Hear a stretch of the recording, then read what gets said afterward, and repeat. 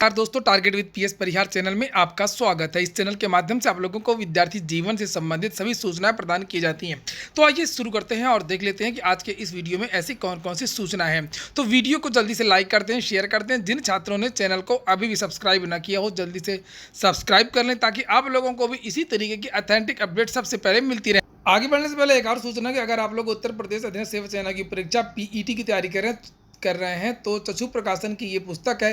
संपूर्ण गाइड है, अपने आप में पूरा का पूरा स्टडी मटेरियल इसमें दिया हुआ। 2200 से ज़्यादा बहुविकल्पी प्रश्न है और उनकी पूरी व्याख्या भी दी हुई है। ये पुस्तक आप लोग ले सकते हैं, सभी कापी किताबों की दुकानों में आपको ये पुस्तक देखने को मिल जाए। और अगर आप लोग ऑनलाइन इस पुस्तक को मंगवाना चाहते हैं तो उसकी जो लिंक है मैंने डिस्क्रिप्शन बॉक्स में दे दी, वहां पर जाकर के आप लोग ऑनलाइन भी मंगवा सकते हैं। काफी अच्छी पुस्तकें हैं ये, बिल्कुल यूपी के पैटर्न पर तैयार की गई हैं। केवल संपूर्ण गाइड ही नहीं, चक्षु प्रकाशन की प्रैक्टिस सेट भी आती है और संपूर्ण गाइड भी आती है। जो भी पुस्तकें चाहें आप लोग मंगवा सकते हैं। चलिए शुरू करते हैं आज की सूचना को। सपा सरकार ने की भर्तियों के संबंध में घोषणा। ज्यादा खुश होने की आवश्यकता नहीं है, ये सामान्य भर्तियों की बात नहीं हुई है, ये बात हुई है केवल शिक्षा मित्रों। और ये देखिए यहाँ पर लिखा हुआ है कि सपा सरकार में शिक्षा मित्र होंगे सहायक अध्यापक। शिक्षक सभा के राष्ट्रीय अध्यक्ष प्रोफेसर बी पांडे का ऐलान। पुरानी पेंशन बहाली करने की भी घोषणा। वित्त विहीन शिक्षकों को 10,000 मानदेय देने का ऐलान। हालांकि अभी तक सपा सरकार ने प्राथमिक शिक्षक भर्ती के बारे में कोई भी बयान इस तरीके का नहीं दिया। हालांकि प्राथमिक शिक्षक भर्ती की मांग करने वाले विद्यार्थियों का वो लगातार समर्थन कर रही है। अगली सूचना है उत्तर प्रदेश दरोगा भर्ती की। मैंने सुबह की वीडियो में आप लोगों से बताया था और कल भी बताया था। उत्तर प्रदेश दरोगा भर्ती के सारे अपडेट्स आपको इस चैनल के माध्यम से दिए जाते हैं। दरोगा भर्ती का विवाद है वो हाईकोर्ट चला गया था। विद्यार्थी उम्र सीमा में छूट चाह रहे थे। विद्यार्थियों का ये कहना था कि 2016 से ये भर्ती आई नहीं है और हम लोग इतने सालों से तैयारी करते रहे हैं। सुप्रीम कोर्ट में भी पुलिस भर्ती एवं प्रोन्नत बोर्ड के द्वारा ये कहा गया था कि हम प्रतिवर्ष भर्ती निकालेंगे, लेकिन इन्होंने भर्तियां नहीं निकाली। और इन विद्यार्थियों ने पहले ट्विटर कैंपेन भी चलाया था, सरकार को ज्ञापन भी दिया था, लेकिन सरकार ने एज रिलैक्सेशन नहीं दिया। हम लोग देखते हैं कि ये सरकार जो है वो विद्यार्थियों की किसी भी बात को नहीं मानती है। ये मैंने बहुत सारे वीडियोस में आप लोगों को बताया है।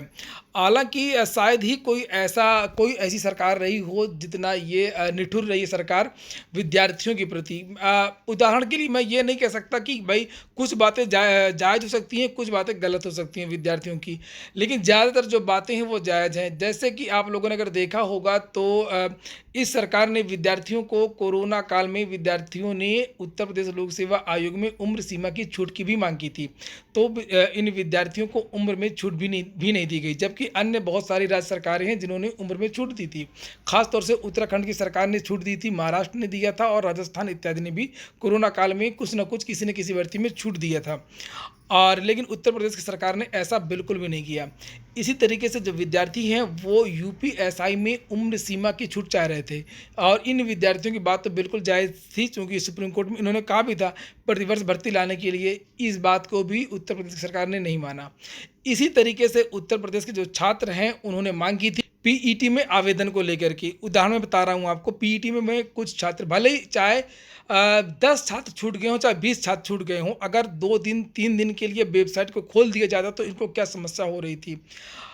अगर 20 लाख ने आवेदन किया, 2-4 लाख विद्यार्थी और आवेदन कर लेते तो क्या समस्या होने वाली थी। इसकी भी पहले बहुत सारी ऐसी भर्तियां हैं जहां पर वेबसाइट में खराबी आती है और उसमें जो समय सीमा है वो बढ़ाई जाती है। ये एक प्रक्रिया होती है।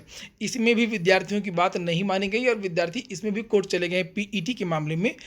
और वास्तव में जो है लगभग 4 से 5 दिन तक वास्तव में इनका जो सर्वर था वो ख़राब था। विद्यार्थी आवेदन नहीं कर पाए थे।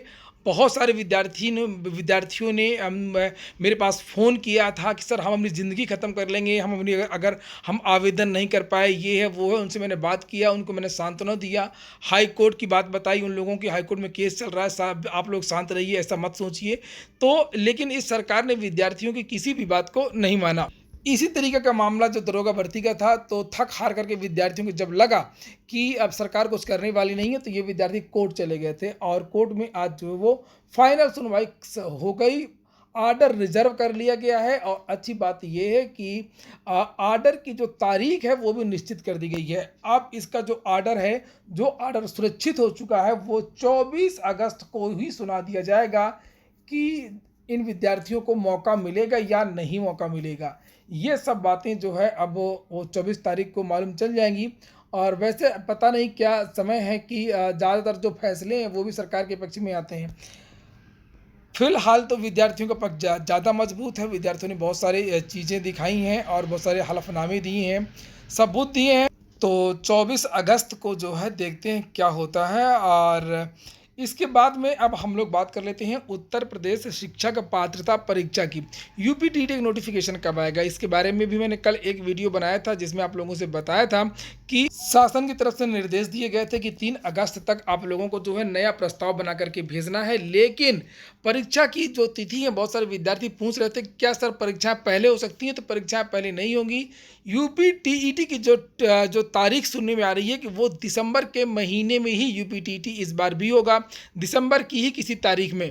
ये देखिए यहाँ पर लिखा हुआ है कि नया शेड्यूल जारी होने का विद्यार्थी इंतजार कर रहे हैं। रिपोर्ट्स के मुताबिक मुख्यमंत्री योगी आदित्यनाथ ने अधिकारियों को निर्देश दिया है कि वह दिसंबर 2021 तक यूपीटीईटी भर्ती प्रक्रिया को पूरा करें। ऐसे में माना जा रहा है कि उत्तर प्रदेश विधानसभा चुनाव के पहले परीक्षा आयोजित की जा सकती है, तो दिसंबर के पहले यूपीटीईटी आपकी नहीं होगी। और यहाँ पर भी ये स्पष्ट कर दिया है कि ये इशारा काफ़ी है कि यहाँ पर लिखा आदित्यनाथ ने अधिकारियों को निर्देश दिया है कि दिसंबर तक, कुल मिलाकर के ये शासन की ही मंशा पे जो आपकी परीक्षा है वो दिसंबर में गई है। नहीं तो अगर शासन चाहता तो ये परीक्षा पहले भी हो सकती थी। यहीं पर मुख्यमंत्री अगर ये कह देते कि अक्टूबर के पहले ये भर्ती पूरी हो जानी चाहिए तो ये भर्ती अक्टूबर के पहले पूरी हो जाती। जबकि जब कुछ छात्र जब मिलने गए थे पीएनपी तो वहाँ पर यह बताया गया था कि एनआईसी ने ऐसा कहा था, जबकि एनआईसी वाली बात झूठी है। और सही बात जो ये इस समाचार पत्र में लिखी हुई है भारत 9 टीवी 9 भारतवर्ष में, और 2-3 दिन में समाचार पत्रों के माध्यम से जानकारी दे दी जाएगी। पता चला है कि जो तारीखें हैं वो कौन सी है, किस तारीख को एडेड जूनियर हाई स्कूल भर्ती की परीक्षा होगी और किस तारीख को यूपीटीईटी की परीक्षा होगी। 2-3 दिन में जो जानकारी है वो समाचार पत्रों के माध्यम से मिल जाएगी। और इसके बाद में अगली एक और सूचना है कि टीजीटी पीजीटी 2021 तदर्थ के सभी पदों को जोड़ने। आपको पता होगा कि जो तदर्थ के बहुत सारे शिक्षक हैं, लगभग 16,000 से लेकर के 34,000 तक बताई जाती है इनकी अलग अलग संख्या। लेकिन इन तदर्थ शिक्षकों का जो समायोजन है वो रद्द कर दिया गया था सुप्रीम कोर्ट से, और ये कहा गया था कि इनके लिए एक नई भर्ती निकाली जाए और जब ये जितने भी तदर्थ शिक्षक हैं वो नई भर्ती में भाग लें और तभी इनको नौकरी मिलेगी, अन्यथा ये सब बाहर। लेकिन बहुत सारे तदर्थ शिक्षकों ने आवेदन नहीं किया है और इस तरीके का ये पूरा खेल हुआ है कि केवल वही पद इस भर्ती में जोड़े गए हैं जिन तदर्थ शिक्षकों ने आवेदन किया, जबकि सुप्रीम कोर्ट ने ऐसा कहीं कुछ भी नहीं कहा था। सुप्रीम कोर्ट ने केवल ये कहा था कि जितने भी तदर्थ शिक्षक हैं सबका समायोजन रद्द, 2001 के बाद के जो भी तदर्थ शिक्षक हैं। लेकिन तदर्थ शिक्षकों ने जो है भर्ती को खींचने के लिए आवेदन ही नहीं किया है और चयन बोर्ड ने भी स्पष्ट कर दिया है कि केवल उन पदों को जोड़ा जाएगा जो तदर्थ शिक्षक आवेदन करेंगे। तो कुल मिलाकर के जो तदर्थ के जो पद हैं, बहुत सारे लगभग 80 से 90% पद हैं वो इस भर्ती में नहीं जुड़ पाएंगी। इसी के विरोध में युवा मंच एक विशाल धरना प्रदर्शन कर रहा है 9 तारीख को लखनऊ के इको गार्डन पार्क में, तदर्थ के पदों को जोड़ने के लिए और प्राथमिक शिक्षक भर्ती की मांग के लिए। अब ये देखिए ये पोस्टर जारी किया गया है युवा मंच की तरफ से, लिखा प्राथमिक शिक्षक भर्ती क्यों नहीं कर रही सरकार, वक्त की बात है अब समझ जाइए। शिक्षक भर्ती के लिए एक हो जाइए। 9 अगस्त इको गार्डन। जब तक आपस में लड़ते रहेंगे नेता, कहलाने को सरकार करती रहेगी दमन। पुलिस सोचती है कि विद्यार्थियों को डांटेंगे, डपटेंगे, गिरफ्तार करेंगे, लाठीचार्ज करेंगे तो विद्यार्थी डर जाएंगे।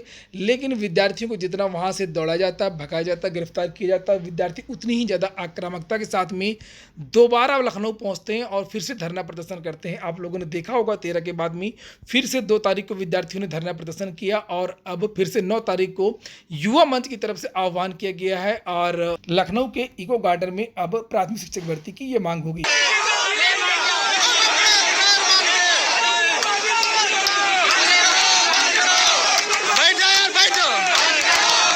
ये कल की तस्वीरें हैं। कल विद्यार्थियों ने जबरदस्त तरीके से अपना विरोध प्रदर्शन किया था, अपनी मांग रखी थी। अंतिम सूचना है 69,000 आरक्षण का मामला राज्यसभा में। 69,000 के लिए भी कल प्रदर्शन हुआ था और 69,000 के जो विद्यार्थी थे, एमआरसी ओबीसी विद्यार्थी, जो आरोप लगा रहे हैं कि इस भर्ती में धांधली हुई है, सरकार ने उचित तरीके से आरक्षण नहीं दिया है। हालांकि कई बार शिक्षा मंत्री की तरफ से, सरकार की तरफ से स्पष्टीकरण दिया गया है। और इन विद्यार्थियों का जो आरोप है उस पर प्रदर्शन हो रहा था और उसी में मुख्यमंत्री ने कल विद्यार्थियों को बुलाया और उनसे वार्ता की है और निर्देश दिए हैं अधिकारियों को। ये देखिए यहाँ पर लिखा है, मुख्यमंत्री ने अपने ट्विटर पर भी ये फोटो लगाई है और लिखा, मुख्यमंत्री योगी ने सुनी अभ्यर्थियों की समस्या, निस्तारण के निर्देश। परिषद सचिव ने सुनी पीड़ा, आज प्रमुख सचिव बेसिक शिक्षा से मिलेंगे विद्यार्थी। परिषदीय विद्यालयों की 69,000 शिक्षक भर्ती में आरक्षण की अनदेखी का आरोप लगाने वाले अभ्यर्थी सोमवार को समय हैरान रह गए जब उन्हें यकायक मुख्यमंत्री योगी आदित्यनाथ ने बुला लिया। सीएम ने उनकी समस्या सुनी, मांग पत्र लिया और निस्तारण का भरोसा दिया। शिक्षक भर्ती में गड़बड़ी का आरोप लगाने वाले अभ्यर्थी SCERT डिप्टी सीएम, विभागीय मंत्री व भाजपा कार्यालय के सामने प्रदर्शन कर चुके हैं। सोमवार को फिर सभी एकजुट होकर के उप मुख्यमंत्री केशव प्रसाद मौर्य के आवास का घेराव करने पहुंचे थे। अभ्यर्थी डिप्टी सीएम से मिलने के लिए प्रयासरत थे। उसी समय मुख्यमंत्री जनता दर्शन कर रहे थे और उनकी निगाह युवाओं पर पड़ गई। सीएम ने स्टाफ भेज करके उन्हें बुलवाया, समस्या सुनी और मांग पत्र लिया। सीएम ने कहा कि उन्हें धरना प्रदर्शन की जरूरत नहीं है, प्रमुख सचिव उनसे बैठ करके वार्ता करके प्रकरण का निस्तारण करेंगे। मुख्यमंत्री की पहल से गदगद अभ्यर्थी वापस लौट ही रहे थे, तभी मुख्यमंत्री कार्यालय से उनके पास फोन भी आ गया और उन्हें बताया गया कि इस बारे में जल्द ही बैठक होगी। शाम को अभ्यर्थियों से बेसिक शिक्षा परिषद सचिव प्रताप सिंह बघेल मिले और समस्या सुनी। अमरेंद्र सिंह बाहुबली ने बताया कि मंगलवार को प्रमुख सचिव बेसिक शिक्षा दीपक कुमार उनकी समस्या सुनेंगे।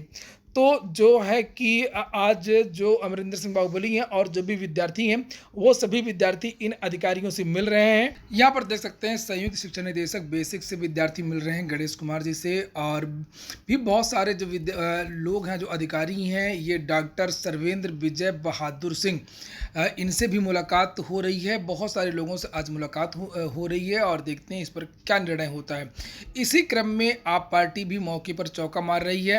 आप पार्टी आजकल उत्तर प्रदेश में सक्रिय है और हर मौके पर वो आती है और इससे विद्यार्थियों को फायदा ही है, नुकसान बिल्कुल भी नहीं है। इससे कि जो सरकार, उत्तर प्रदेश की जो सरकार है, जो अड़ियल सरकार है, वो थोड़ा सा दबाव में जरूर आती है। यहाँ पर यह पत्र भेजा गया है आरक्षण को लेकर के और इसमें लिखा है कि शिक्षक भर्ती में हुए आरक्षण घोटाले के संबंध में मान्यवर, देश में आरक्षण एक संवैधानिक अधिकार है और इस अधिकार की किसी भी तरह से अनदेखी करना संविधान के खिलाफ है। अभी यूपी सरकार यूपी के परिषदीय प्राथमिक स्कूलों में 69,000, तो ये जो आरक्षण में जो सीटों की मांग है कि यहाँ पर कि जो पद मिलने चाहिए थे वो पद नहीं मिले, और यहाँ पर लिखा कि 18,598 सीटों में से केवल 5,844 सीटों पर अनारक्षित यानी कि के उम्मीदवारों का चयन करके ओबीसी के साथ में बहुत बड़ा धोखा किया है। जबकि सरकार का कहना है कि 18,598 सीटें थीं तो उसकी जगह 31,000 से ज़्यादा ओबीसी के कैंडिडेट जो हैं वो सिलेक्ट हुए हैं। फिलहाल कुछ भी हो और बहुत जल्द इसके बारे में जल्द डिसीजन होगा और जल्द सरकार का बयान आएगा। ये हो गया आज का वीडियो अगर आपको अच्छा लगा हो तो लाइक कर दें। जिन छात्रों ने चैनल को सब्सक्राइब ना किया, सब्सक्राइब कर लें। पूरा वीडियो सुनने के लिए बहुत बहुत धन्यवाद।